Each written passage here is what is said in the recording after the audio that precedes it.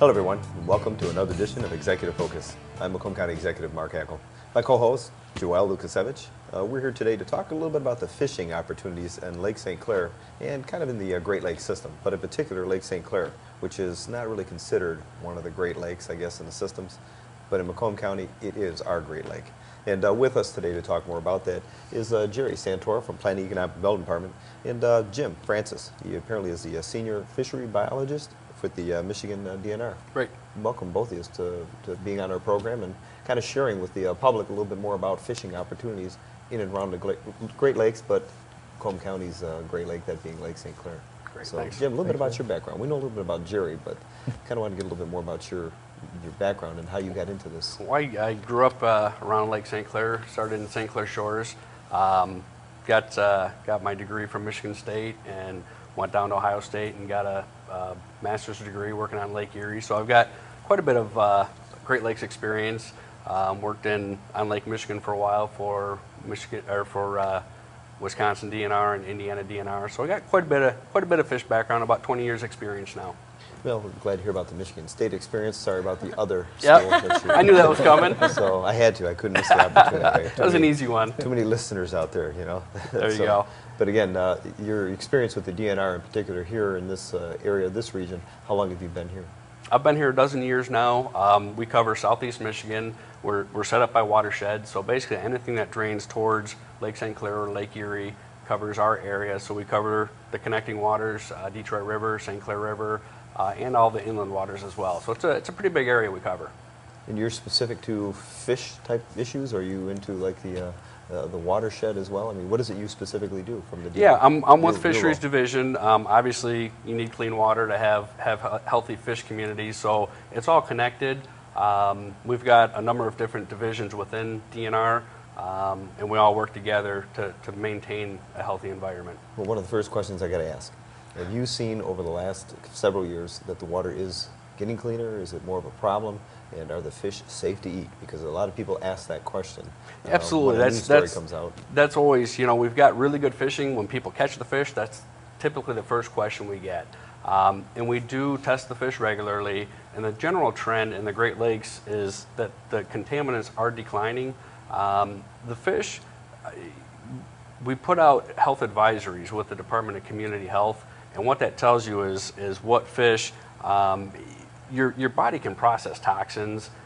The issue is you just can't eat it as frequently. So if you follow the health advisories, you're in pretty good shape. And different fish have different contaminant levels too. On Lake St. Clair, we're typically dealing with walleye and yellow perch, which are the least contaminated fish. So those fish hardly ever get thrown back. They typically end up in a fryer. So that's a good thing. And as far as the fishing, Gerry, there's a lot of that activity going on in the Great Lakes, but you know quite a bit about it as far as the opportunities here in Lake St. Clair. Pretty popular sport, and for good reason. Well, that's what we're finding out. I mean, we've always known Lake St. Clair is just this incredible resource for fishing, not just in the region, but it's being recognized nationally for some of the quality fishing that goes on in our areas, and I believe it's musky fish. It's sort of like one of the premier places in North America to go musky fishing, and I think smallmouth bass as well. I mean, wanting to understand from what you told us, there's 22 species of fish that are sport fishing in Lake St. Clair. That makes it really special. I think I'd like to ask you to maybe talk a little bit about that, about the importance of those fisheries, and what does that mean, as far as putting us in a special place, in the Midwest, if not nationally. Yeah, you're right, Gerry. I mean, we've got a number of species that people target. The big ones are muskie, smallmouth bass, walleye, and yellow perch. Those are kind of the big players. But they also catch white bass or silver bass is very popular, rock bass. There's a whole variety of species. And for most of those species, Lake St. Clair is one of the best around. For smallmouth bass, for example, we've got a program. It's called the Master Angler Program, and what it does is it recognizes anglers who catch large trophy-sized fish. And what we can do is we track those Master Angler Programs throughout the state. You can enter them from any public water statewide, and about half of those fish for smallmouth bass that are entered into that Master Angler program come from Lake St. Clair. Oh. So this is the premier place if you want to go catch smallmouth bass. It's definitely one of the best in the state, and nationally we get a lot of coverage as well. We've got a number of bass tournaments every year, and people enter from all over the country. So it's definitely a big draw. Why? Why is it so good here? The quality. It's a high quality fishery. In the springtime, you get reports of people catching 75 fish a day. It's But not what makes uncommon. it high quality?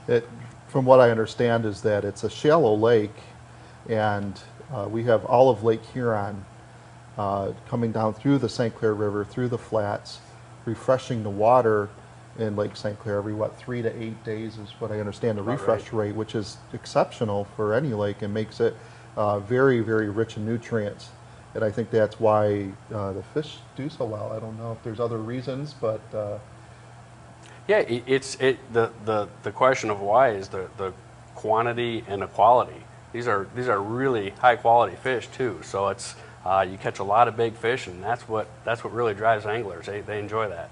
But you talk about the toxins, and we talk about how clean the water is, but yet you're saying we have an abundance of it. And so, I don't know, in my mind, it's sort of like you have to have the perfect mix maybe, because if the water's contaminated, then why would you have such a great number of fish? Well, I wouldn't say it's contaminated. What I was commenting on was that the contamination has continuing to go down over time. There's no question the Great Lakes are getting cleaner. Since the Clean Water Act in 1972, now that point discharges, before we used to have companies that would dump directly into the river. That's gone away. So we don't have that anymore. There's still areas where there's residual contaminants, and a lot of those are being addressed. So the water quality is just getting better and better, and the fish community has responded and gotten better over the past 40 years as well. So that's why if we continue to have the contamination, we wouldn't have the quality fishery. That's why it's important to protect the water that we have now.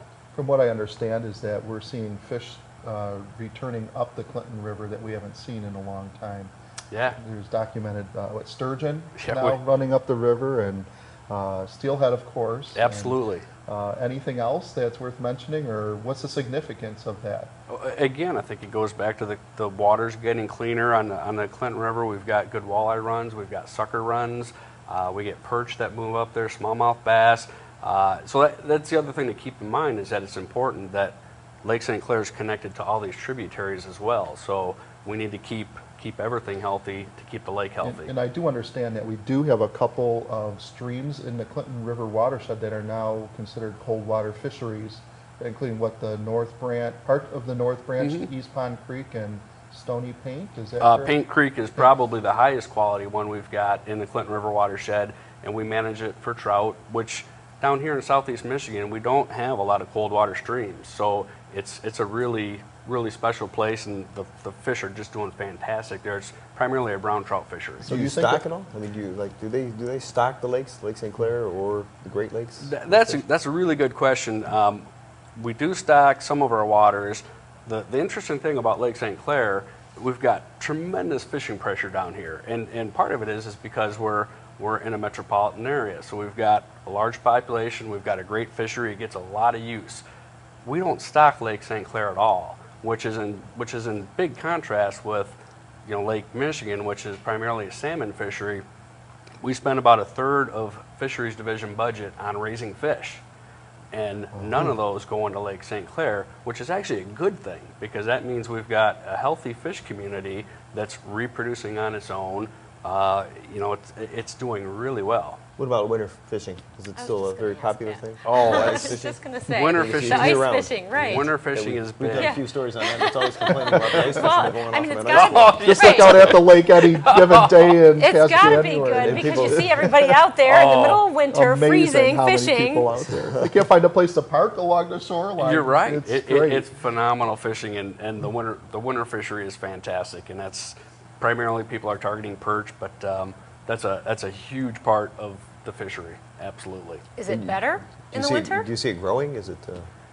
I think it's probably at capacity. As Gerry said, you go by any of the parking lots, and I know last year I had to wait a couple times just to get a parking spot. It's a really popular fishery. It's nice because if you don't have a boat, you can still get out and get access. It's very low tech. It's very inexpensive. And they're targeting perch, which is, again, it's one of the favorite fish that people like to target on Lake St. Clair. So it provides easy access for people. So you have an idea of kind of where different types of fish kind of migrate to in the Great Lakes system and Lake St. Clair? What type of fish are there? Kind of where they're at? I mean, do you have an idea? Yeah, You want to know where the good fishing Exactly. spots That's where I was going with this. Yeah, you have to see just me didn't later. wanna ask you. Where's your favorite? That's right. Give it up. Good question. But no, that's a great point. That's the other point I wanted to make is that, again, it's not just Lake St. Clair, but we've got tagging studies where we tag walleye down in Lake Erie. We tag them in the springtime when they're spawning, and then when fishermen catch them, they'll call us up and say, hey, I got fish number or whatever, and we can track where the fish go. And most of those fish end up going up the Detroit River, into Lake St. Clair, up the St. Clair River, and we find them as far north. I think the furthest one we found was up near Alpena. But you'll find them going into Saginaw Bay as well. So again, when we're looking at managing the fishery, we have to look big picture, not just at Lake St. Clair, but what's going on throughout the whole Great Lakes system because it's all connected. Awesome. Yeah, we appreciate this. I mean, it goes back to that theory. You know, give a man a fish, he'll eat for a day. Teach him to fish, he'll eat for a lifetime. And That's right. that opportunity is right out here on Lake St. Clair. And we want to thank the two of you for sharing with us something that we have recognized for many, many years, the importance of Lake St. Clair, not just as a recreational opportunity, but I think as an economic opportunity for us here in Macomb County.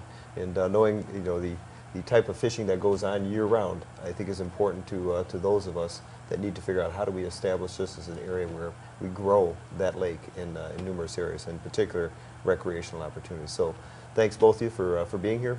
And we want to take a quick break, and we'll be back with two more experts in the area of fishing out on Lake St. Clair.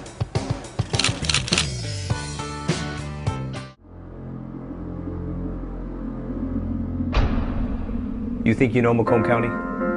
You say we're blue collar and tough? Yeah, that's us. You say we use our hands to build America's cars, trucks, and tanks. Yeah, that's us too. But we're more than that. We're more than our jobs. We're more than what we build. And we're more than what you say we are. Yeah, many of our collars are blue. But so are the ribbons our schools are awarded. The same schools that churn out some of America's finest doctors, lawyers, physicists, and engineers that not only work here, but play here. Their yachts dot our lakes, their golf balls, our fairways.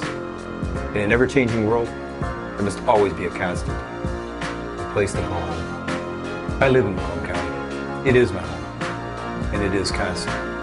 Constantly changing, constantly evolving, and constantly elevating the world and the people that live in it. So if you think Macomb County is just a place where we build things, you're right. But what we're building is momentum.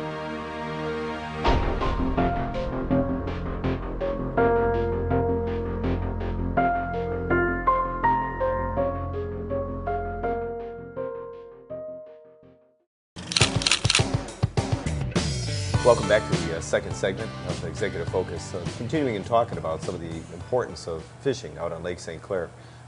We got two new guests that kind of joined us to kind of give us a little bit more insight. Brad Simmons, who actually is the gentleman in charge of the Lake St. Clair Tourism Initiative. He's actually the executive director and does quite a bit to kind of help us promote this lake. I'm glad to have you, Brad. And then Kim Stricker. Many of you may know Kim. He's a fishing expert. In fact, he's got his own cable show, and actually this is CD number 2, season 2, Hook and Look.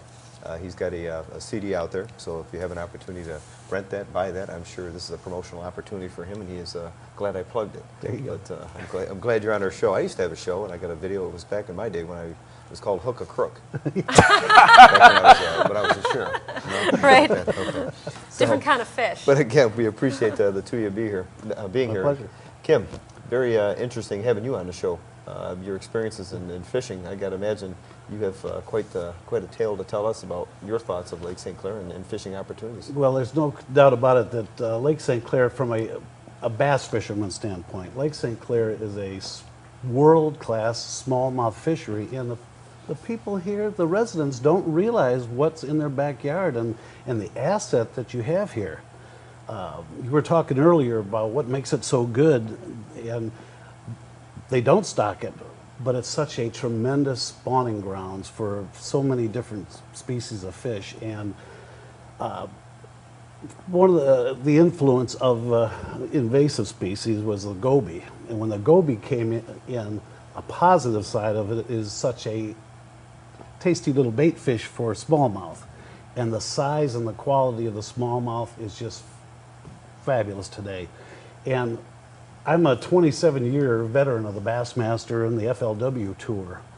And there isn't a professional bass fisherman out there that doesn't have Lake St. Clair in his top 5 smallmouth fisheries, if not bass fisheries. That's got to be exciting for you to hear there, Brad, and I know the opportunities to promote that. Oh, it absolutely is. Lake St. Clair is 440 square miles. That is 1% of the surface area of all the Great Lakes. And that 1% of the surface of all Great Lakes gets 35% of the fishing pressure of all the Great Lakes, believe it or not. And that's all the surrounding states, Ontario and so forth. That's an incredible statistic. Of course, we have to factor in the St. Clair River and the Detroit River as well, in the Michigan portion of Lake Erie. But most of that activity takes place in Lake St. Clair proper. Well, Jim, it was interesting. I think it was Jim and Gerry from our earlier segment. Joelle, you had asked the question about the economic impact, and I think they kind of segued that over to you during the second segment here as to what really impact does this have here in this region. In Macomb County? It's considerable, Mark. We have just in this region we have 107,000 registered boats, and we talked about ice fishing because that loops in the guys who don't have boats. But most of those boats are under 24 feet. And most of those boats are equipped for fishing and a variety of other recreation opportunities. That means we have 7,000 jobs that are related to boating and fishing in this region. And that has a direct economic impact of $1.5 billion to our 3 congressional districts. What are those jobs? All kinds of jobs. They're people that own and operate tackle shops and restaurants and outfitters and people who work at boat dealers and marina operators and owners. But it is directly related to the boating industry. I mean, these are not, they don't go very far inland before they're connected to the lake. Kim, is this what you do for a living, fish? Yeah, I never quit the day job. I had another thing going for a number of years. I'm also the CEO of Stricker Paint Products, paint manufacturers. But eminent domain just took that away. So I started the television show based on that, basically. But that's another story. But fishing the tour for 27 years, I don't think you can find anybody that doesn't know more about the amount of money a bass fisherman spends when he visits an area like Lake St. Clair. When we have national tournaments, you're going to bring, for a week at a tournament, you're going to have at least probably 200 pros and 200 co-anglers and media and other people that come and stay for that week.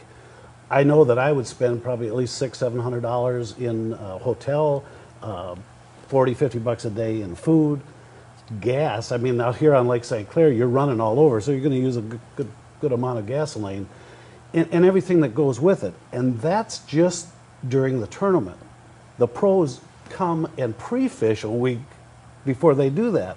And the economic impact of bass tournaments is phenomenal to an area, and there's no place that bass fishermen want to come more than a place like Lake St. Clair. Is that something that's being promoted? Are we putting on more tournaments? Is that something, who actually decides? We're going to have a tournament over in Lake St. Clair. They make that own decision? Well, what's funny is that I was actually instrumental in bringing the first Bassmaster tournament here back in 1994. I also happened to be the guy that won the tournament as well. That was just a coincidence thing. But it's dealing with the the people, the tournament directors of these organizations. And of course, they want their cut too, as far as from the chambers and that type of thing. But it's a fabulous thing, and you've got the perfect spot for it. And I would encourage it if I was in charge of it. Do you see that happening? I mean, how do we, I guess, how do you Well, strike we, that? we got a call, as director of Lake St. Clair Tourism Initiative, I got a phone call from a student, University of Michigan, who happened to be the president of the U of M Bass Fishing Club, which is part of the Big Ten Bass Fishing Club. And they were having their national, or the Big Ten national event on Lake St. Clair in October, first weekend in October. Wondered the places where they could go, who could host them, where they could get food for like $10 a person, which was the tough part. But we attracted them here. It took some doing, but we actually got them over at Mac Ray, and were able to feed them. And they put in at Harley Ensign at the boat ramps over there. They had the best fishing tournament that they've ever had. Came back again a year later. And I mean, these are all Big was a Ten Big Ten schools. tournament? Big Ten schools. So if you just think about it.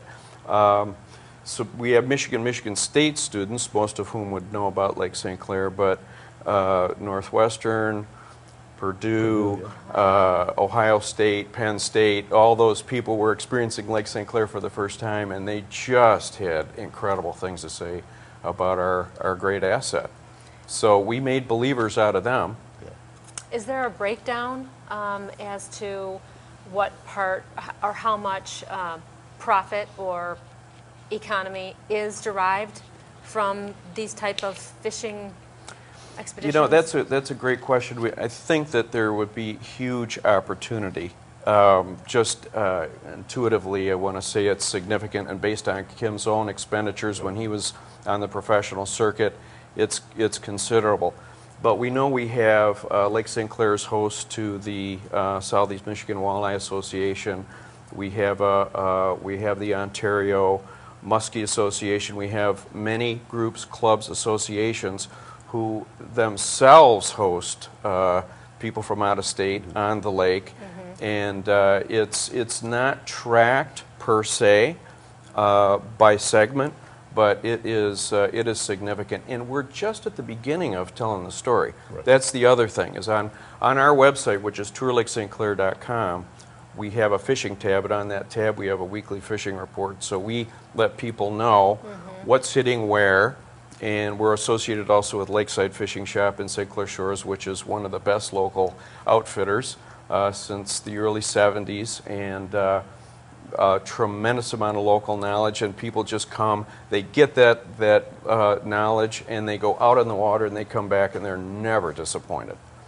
Kim, you say you have a show. It's actually a cable show that you do? Yes, it broadcasts on Outdoor Channel. We start up again in January, in Q1 and Q2 of next season. And Where do you film? I mean, we film all over the country. And again, what makes our show different than any other fishing show, especially a freshwater fishing show, is that we scuba dive the actual lakes that we fish. And we go anywhere from Lake St. Clair. We've done it in the St. Clair River. We've done the Lake St. Clair itself. We've done it when they've spawned, and throughout the fall. You know, I've known Lake St. Clair in and out. But we go to Florida. We go to Texas. We go to. Well, what's the idea behind diving and then the fishing? To show the fishermen. All the fishermen have is a perception. They would love to know what's down there and how the fish react and what the habitat is and what's the current forage and how are those fish positioned when we're making our presentation. And we actually get live strike shots at times as well. You know, my son Danny and I are the two divers, and the two of us underwater with cameras, we capture some pretty unique footage. Okay. The fish don't scatter when you're down there with a camera, like you'd think they would. It's funny, each fish has a different personality, but smallmouth bass, they're so great to work with. They're as curious, you know, in us as we are in them. Really? Largemouth are a little more spooky, walleyes are a little more spooky, but we've learned to work with them, and it's when you exhale bubbles that they spook. But, Now, at what point did you know that Lake St. Clair was world class? I've known it for probably 20 years, but all it's done is gotten better and better. But and how did again, you that even- little invasive species helped that. But how did you first know it? Just tournaments on the lake. I've been fishing it for years, and all of a sudden the quality gets better and better.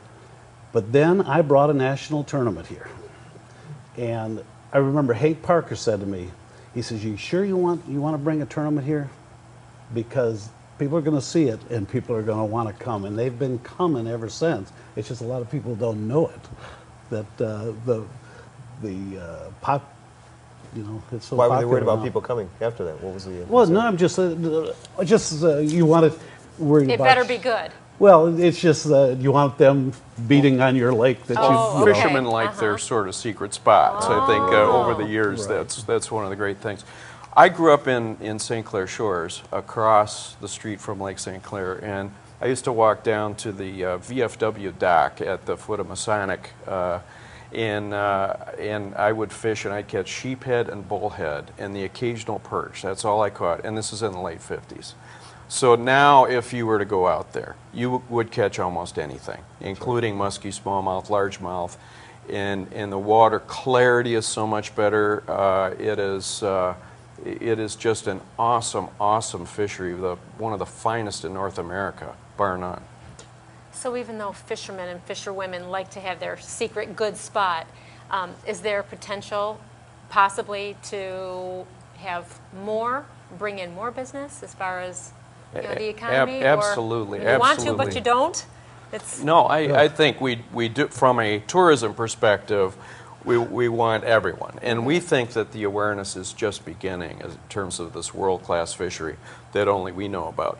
Certain times a year at ice out through maybe June, when you're driving your boat over Lake St. Clair, you can see right down to the bottom. You'd swear you're in the Caribbean. That's how clean the water is. You can see all the structure. You can see many fish. So it's almost like a saltwater environment. It's so beautiful.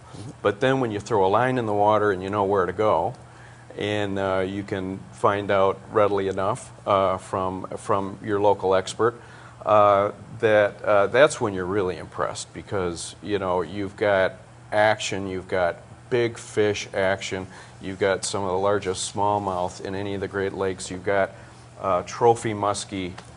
It's rewarding all the time. Well, we're glad that both of you were here. Again, to help us promote the lake and let people understand this lake, Lake St. Clair, is our great lake. It's a great asset, a great resource for us, recreational, and obviously for economic opportunities ahead. And we want to thank both Brad and Kim. And if you get a chance, take a look. Season 2, Hook and Look. I think you'll get something out of it. If you don't know how to fish, or you're a good fisherman and you kind of want to get an understanding of how they actually are attracted to the bait. This man here does a good job of explaining that. where And can we also- find Kim? Kim on the Outdoor Channel, right? On the Outdoor Channel. Is that On the right? Outdoor Yep. Channel. Season 2 coming up. Season 5's coming up. Holy cow, you've been doing it a while. All right, and again, we want to thank our prior guests, Jim and Gerry, as well, for the first segment. But more importantly, we want to thank you once again for joining us on Executive Focus. And until next time, have a great day.